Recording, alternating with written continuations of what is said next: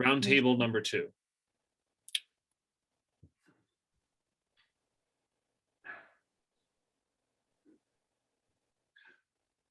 Hi, welcome everyone. We'll have 15, I'll wait for everyone's audio to connect.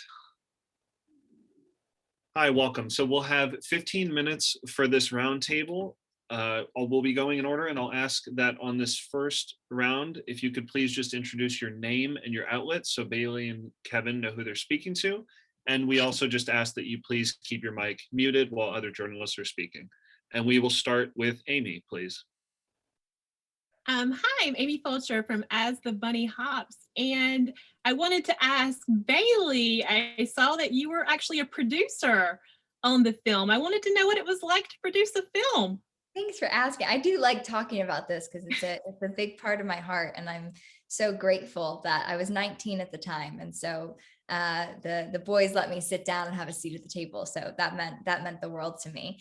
But I had produced in the past, but had read the script and fell in love with the story and with Avery. And so when I went on to attach myself as just her, it was one of those things where, you know, every part of my brain was not shutting off when it came to behind the scenes stuff, and just had so much in my heart that I cared so much and wanted to be as hands-on as possible. So it was the greatest joy. It was, you know, calls once we would finish dance choreography and, you know, 16-hour rehearsal days, so then getting on calls with, you know, the team and talking to them, and just was so humbled to be guided by such wonderful humans. And I think for me, I've yet to be able up until now to be truly a part of like the post-production process. And when we found our home with Netflix, thankfully they embraced me as well with open arms. And so it's been everything from, you know, trailer cuts to getting to be on those Zoom calls where we're pulling the images or working on the poster graphics or what the kind of marketing details will be like. And so there's so much that people don't get to see when you're part of that. And so it feels like a really sacred and special thing that I get to have for myself to have been a part of it, and not ask for anything in return. You know, it's just kind of get to sit behind the screen for a second and pour your heart into the project as an entirety. So very, very grateful and had the time of my life. That's amazing. Thank you so much. Thanks, Amy. Ashley, go ahead. Hi, Ashley Saunders with ashleyandco.com.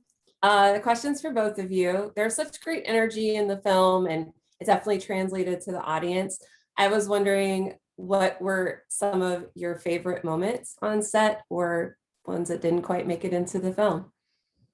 For me, some of my favorite moments were just working through the scenes and the musical numbers. I mean, when you make a musical, you're doing both. So I really enjoyed working through the scenes with our writers and our director, Roman White, and finding certain moments for the character, or certain moments for the storyline, the arc. And then there were the fun moments, you know, the less serious moments, and mostly those were musical numbers, and they were just so much fun. So the entire project was a blast. I agree. I mean, we had the time of our lives. I've always wanted to get to do a musical in some capacity. And so the fact that this got to be my first one, I couldn't feel more at home or more excited about that. But I mean, we were always laughing and we were always rolling around. There was always something going on. And I think the cool part is, you know, it's a film about friendship and about love. And I know you probably hear it all the time where it's like, no, like genuinely, like we had the best time. We still keep in touch, but like we do. I mean, Kat's like I have a small group of friends, and she's like one of my greatest gal pals, and I love her. And there was such a community always with our crew, and we had the best time. We really, really did. Oh, that's great. Thanks. Thank you. Thank you. Cami? Hi, everyone. I'm Kami Allen from the Mama Diaries. And Bailee, oh my goodness, I recognized you immediately as young Snow White from Once Upon a Time. Yeah, thank you. That was amazing. I love that show. I'm rewatching it with my oldest son right now, and I'm so happy that he's into it. And it's like watching it again because I forgot a lot of stuff. You know what's funny is I wanted to start that when quarantine happened, just because I was the biggest fan, and I didn't because I was like, oh, but you're in it. Like, is that weird? You know what I mean? Like, even though you only did like 4 episodes, like, but biggest fan of that show. Is the best. So how do your son? So my question is for you, and I read in the production notes that you have been acting since you were a little girl, so you didn't ever get to attend a summer camp. So what was your favorite summer camp experience from a week away? Oh, I love that question. Well, we had golf carts on set that would take us to the different locations. So like sneaking onto the golf carts and driving around and having like our IDs chase us, because like what a liability to have us on a golf cart. That was fun, but I don't think that came with the camp.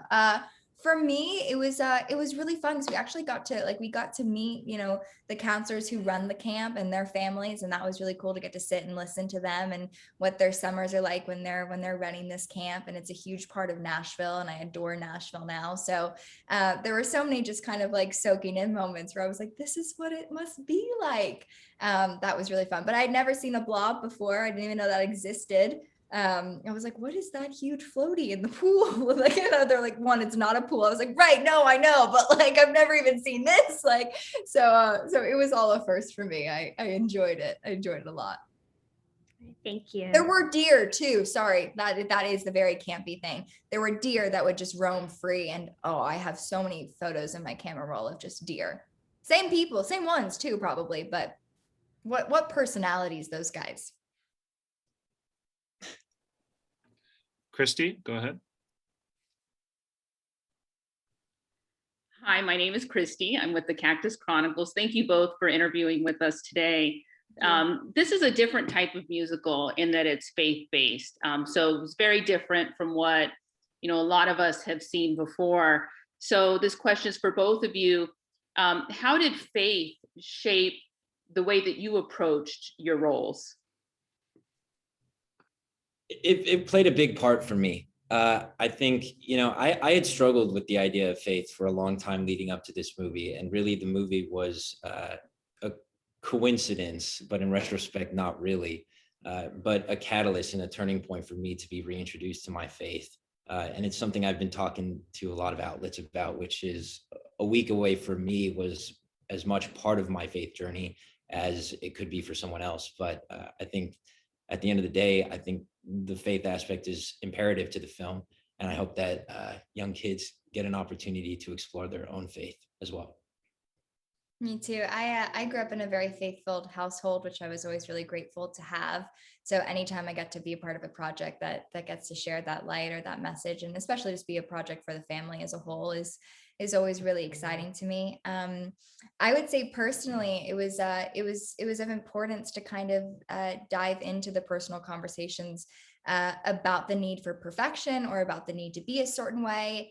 And I feel like growing up as a young girl, especially trying to navigate this business and being one that's vocal about her faith, there isn't a moment in which you don't feel like all eyes are on you for a second. It's like you can't mess up and you have to be this. And it's that moment of, I'm sorry, but I grew up believing and in having mistakes and in trying your best and in being human and being yourself. And that is what makes you you. And so I think getting to have a film that sheds light on the brokenness being what makes you beautiful and the uniqueness and what's making it you, and that the need to not be perfect is what in fact makes you, you know, the best form of yourself. I feel like it's very rare that the light of faith films shine on those qualities as well.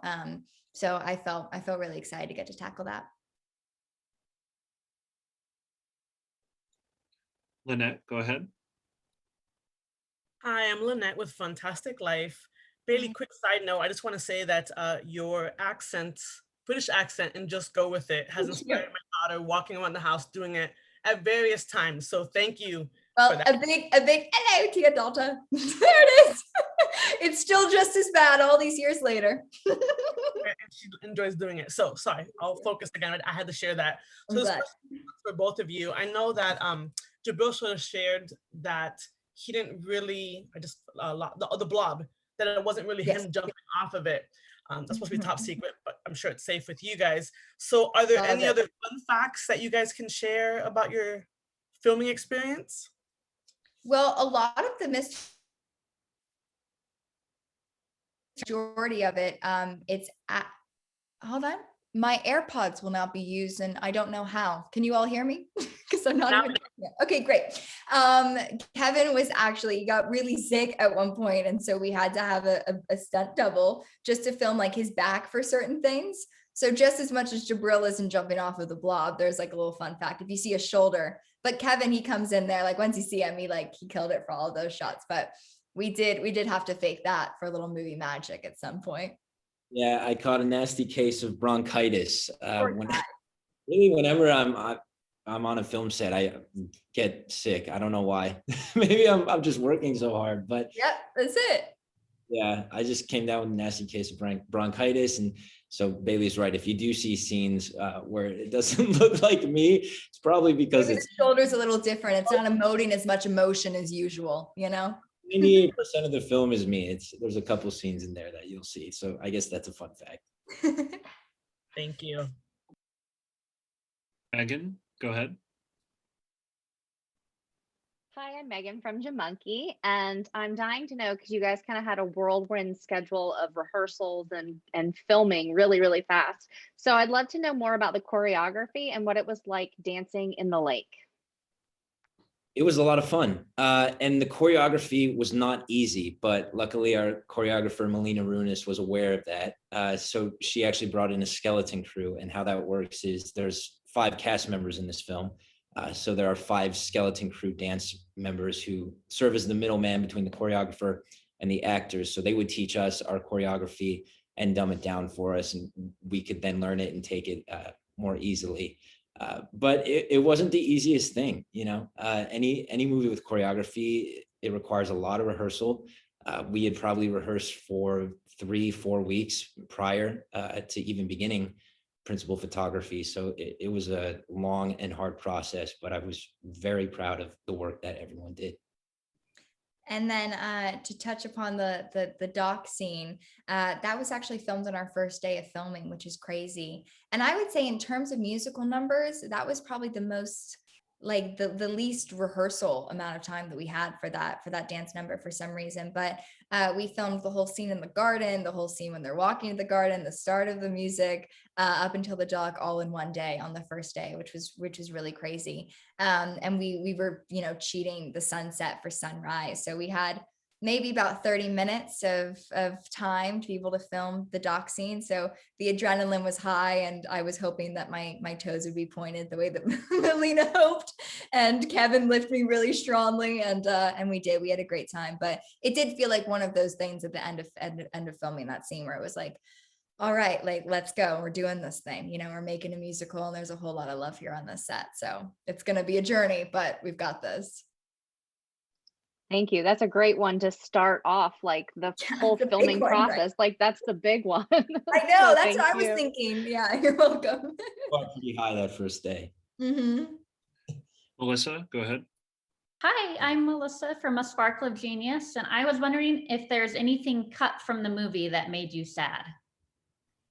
I do remember that there was one scene that we shot and was cut from the film. I'm not sure if I'm supposed to be disclosing this. I'm not sure. What was it?